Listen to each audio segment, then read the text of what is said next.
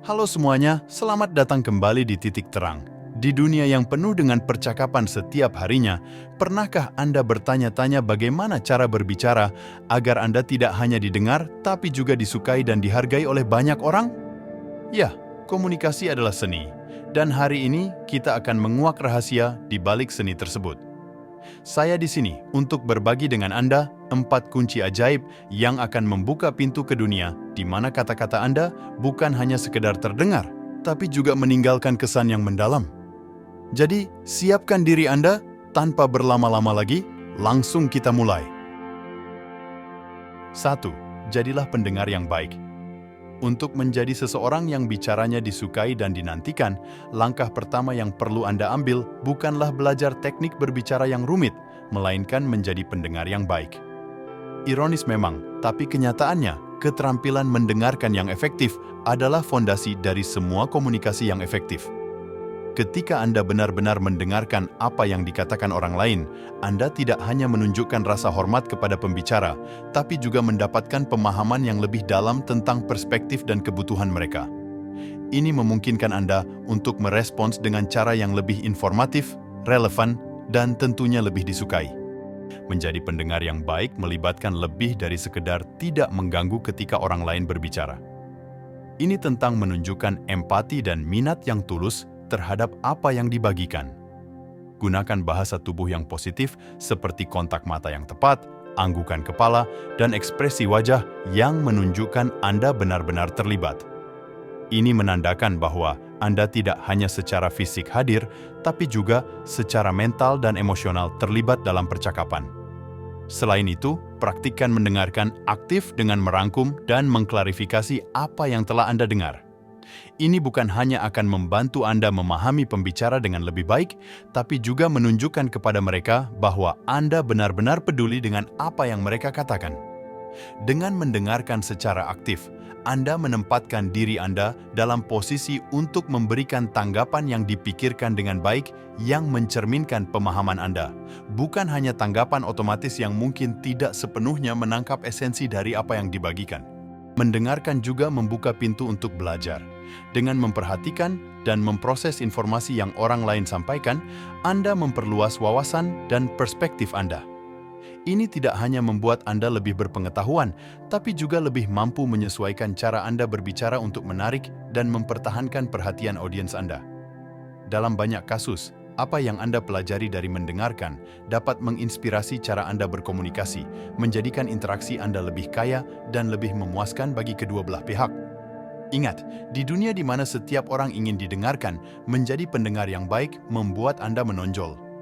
Ini menetapkan Anda sebagai seseorang yang tidak hanya berharga untuk didengarkan, tetapi juga sebagai seseorang yang benar-benar memperhatikan dan menghargai apa yang dikatakan orang lain. Dengan memulai komunikasi Anda dari posisi mendengarkan, Anda membangun fondasi yang kuat untuk percakapan yang bukan hanya menyenangkan, tapi juga saling menguntungkan dan memperkaya. 2. Bicara dengan maksud dan tujuan yang jelas. Setelah kita membahas pentingnya menjadi pendengar yang baik, mari beralih ke aspek kedua dari komunikasi yang efektif. Berbicara dengan maksud dan tujuan yang jelas. Dalam setiap percakapan, apakah itu formal atau informal, tujuan Anda seharusnya bukan hanya untuk menyampaikan informasi, tetapi juga untuk memastikan bahwa informasi tersebut diterima dan dipahami oleh lawan bicara Anda.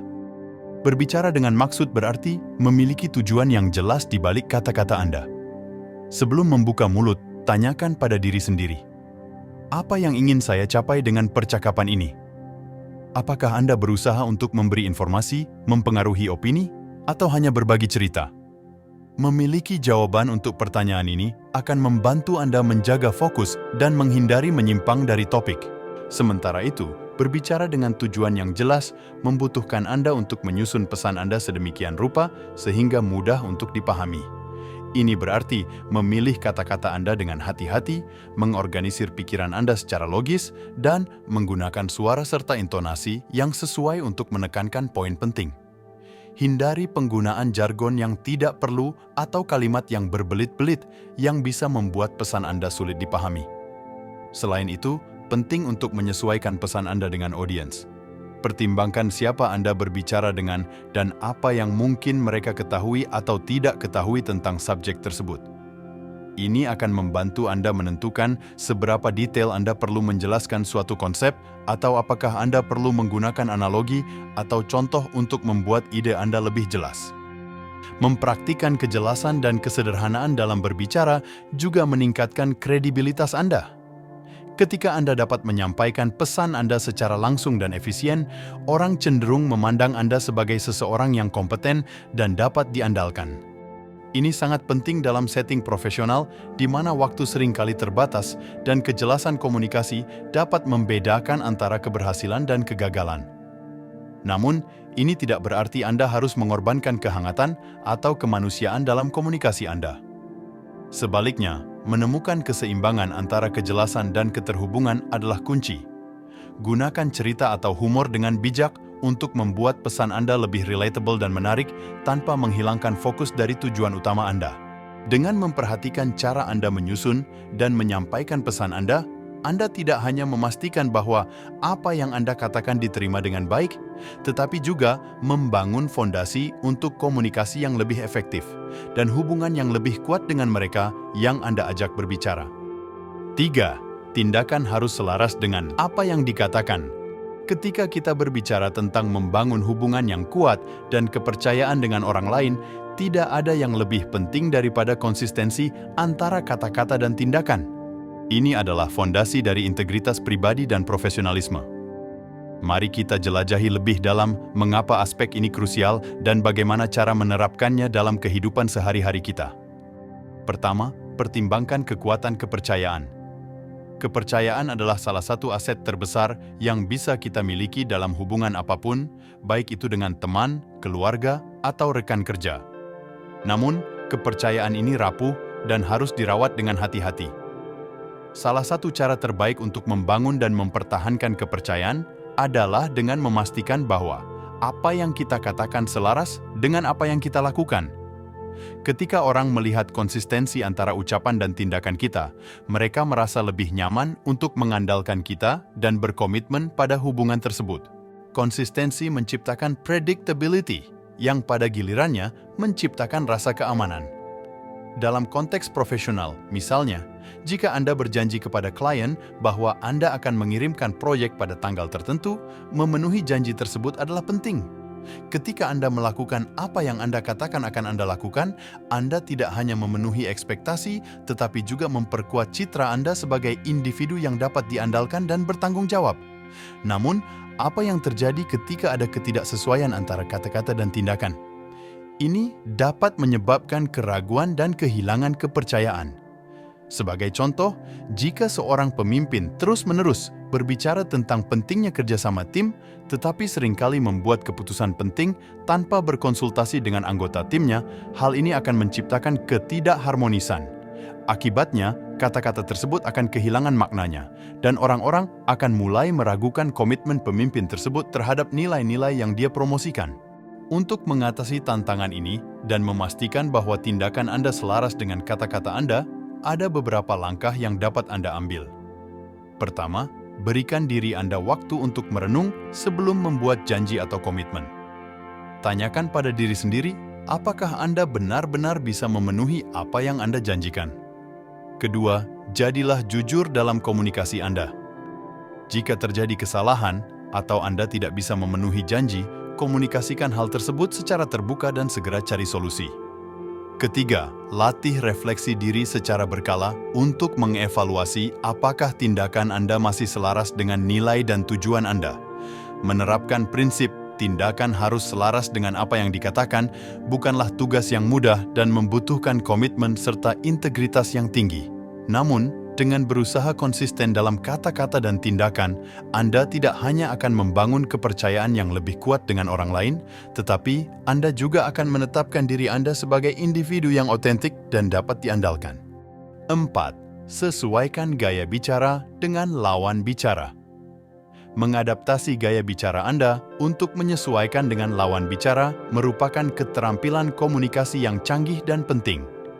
Ini tidak hanya menunjukkan kepekaan Anda terhadap kebutuhan dan preferensi orang lain, tetapi juga meningkatkan efektivitas komunikasi Anda secara signifikan.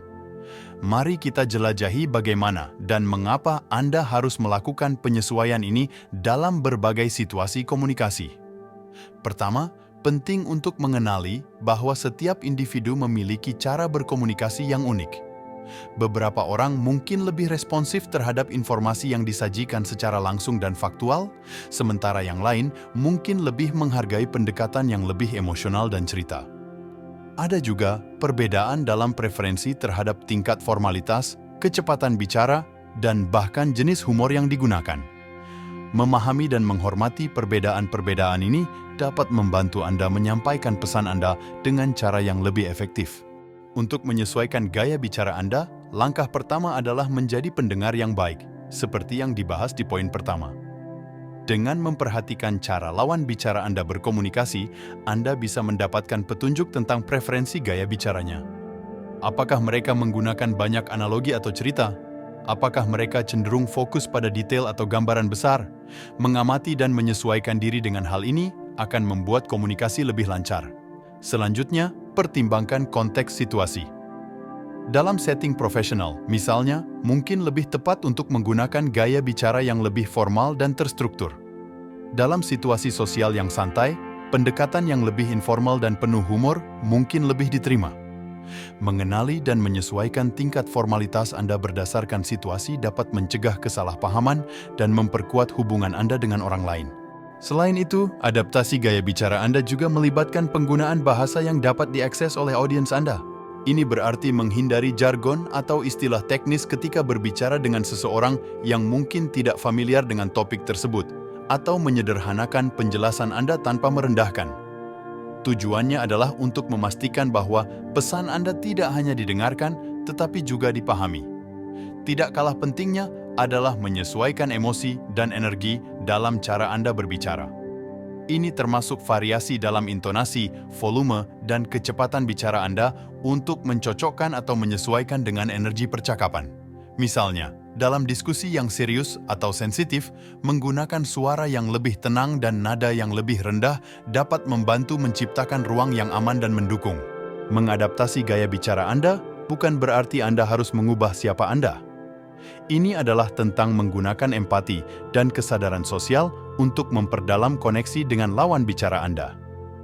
Dengan mempraktikkan adaptasi ini, Anda tidak hanya meningkatkan kemungkinan pesan Anda diterima dengan cara yang Anda harapkan, tetapi juga menunjukkan penghargaan dan rasa hormat terhadap keunikan setiap individu. Mengimplementasikan 4 prinsip utama ini dalam kehidupan sehari-hari dan interaksi kita dapat membuka pintu untuk membangun kepercayaan yang lebih dalam, meningkatkan pemahaman, dan memperkuat ikatan kita dengan orang lain. Komunikasi adalah jembatan yang menghubungkan kita, dan dengan memperbaiki cara kita berkomunikasi, kita tidak hanya meningkatkan hubungan interpersonal kita, tetapi juga membuka jalan menuju kesuksesan pribadi dan profesional. Saya harap Anda menemukan wawasan ini bermanfaat dan siap untuk menerapkannya dalam percakapan Anda selanjutnya. Jangan lupa untuk berlatih, sabar, dan selalu terbuka terhadap belajar dari setiap interaksi. Terima kasih telah menyimak. Jika Anda menyukai video ini, jangan lupa untuk memberikan like, berbagi dengan teman-teman Anda, dan subscribe untuk lebih banyak konten yang memperkaya. Hingga bertemu lagi di video berikutnya. Tetap terhubung, tetap positif, dan terus berkembang.